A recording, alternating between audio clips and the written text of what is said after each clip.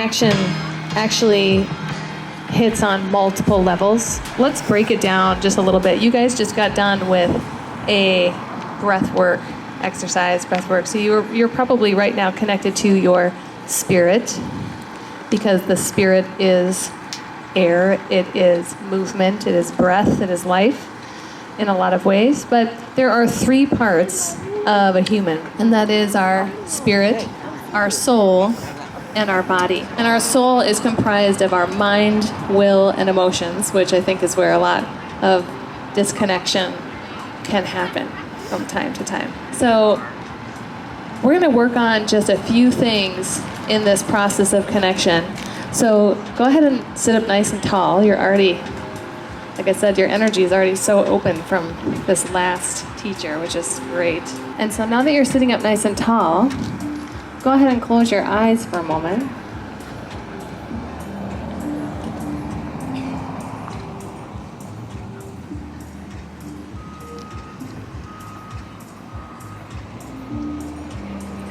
And as you do, see if you can look inward, start to bring your mind's eye inward.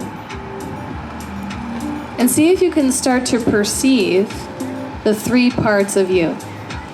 So we're going to start just with your body. So energetically, internally, start to perceive your body. What areas of your body need a little bit more connection? Just notice what comes up. In what ways does your body feel already very connected? And just start to perceive internally where your soul is at. Just notice what you're noticing. Every perception is information. Piece of information is extremely powerful. What is the most healthy emotion that's kind of right under the hood for you on a daily basis? What is your superpower of emotions? We each probably have one that we kind of lean into. For me, it's gratitude. It changes the moment, it changes me, it changes the flow of energy, it changes everything. What's your emotional superpower? What kind of emotion can you lean into? Is it love? Is it light? Is it peace? See if you can connect with that level of yourself. So we're going to do a quick little exercise of alignment. I like to do this every now and then when I feel just a little bit off, a little bit disconnected for some reason. And so to yourself, silently, internally, you can repeat after me. I choose to bless my spirit.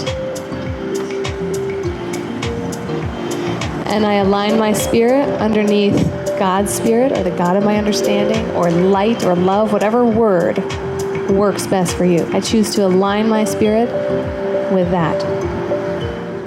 Just see if you can keep your eyes closed and perceive any shifts of energy, any shifts of awareness, any shifts in perception as this happens. Good. Let's move on to the soul. So I bless my soul. And I command my soul to come under alignment with my spirit. And then bring your attention to your body. I bless my body. And I choose to align my body underneath my soul. And just sit with that for a moment. Let that ground all the way down to the base of your spine.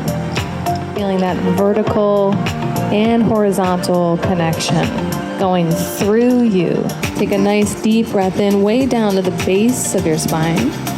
A big open mouth exhale. So what we focus on determines our future, right? And so if we're focusing on things that are challenging, that are not working, that are feeling disconnected, that just aren't gelling the way that we want them to, right? Which is common for all of us. We all go through really tough times. One thing that I thought was really interesting as I got into studying emotions, because for me, really started realizing that it was the emotional work that I felt started to make the biggest shift. I can do all the working out, I can do all the diets. If I wanted to, I can eat as clean as I want to, I can do all these amazing things, cold dip, sauna, all of it. And it does create shifts, right, in our energetic field. All of those things are steps forward. I used to joke in yoga, in the yoga world and with yoga people that, it's so funny. We learn all these postures, and we learn how to do all these crazy peak postures like handstand and all these crazy things with our body in yoga.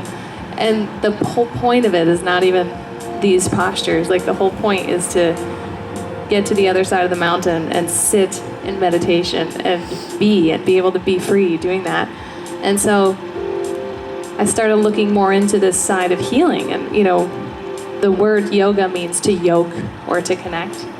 And so a lot of people come to that practice to connect, to heal, to reconnect with their spirit, their soul, their body in some way. And along that process, as we reconnect and start to heal some of those connections with ourselves, we start to naturally begin to become that outflow of connection to other people, which is really beautiful. And so I got into more of this studying the emotions, because I could see that those were the things that pulled me out of connection. Was that I would have something happen in my life, kind of felt like life blew up, in your face for a moment. And whenever you have something that seems like it comes out of the blue, and here you are needing to deal with it, work with it, and we're all impacting one another in profound ways with purpose, even through pain. And pain is one of, I think, the most disconnecting things for humans to go through. In fact, if you look at and you study addiction, and we look like, what is the cure for addiction? The cure for addiction is not to stop behavior, right? It's to connect the person with other people. It's to connect them in community. It creates better connection, which heals. You guys saying hi to them? So that's what starts healing the addict, right? Is actually not to just stop behavior, but actually to reconnect them to themselves and to the world around them, to the relationships. So I'm going to leave you with just the first question of the book. So go ahead and sit up nice and tall once again. Reconnect with that part of you that is open. Close your eyes when you're ready.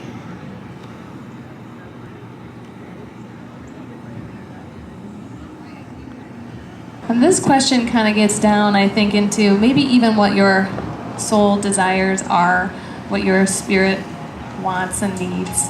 But the question is, what are you believing for? Remember, what you focus on becomes your future. So what are you believing for?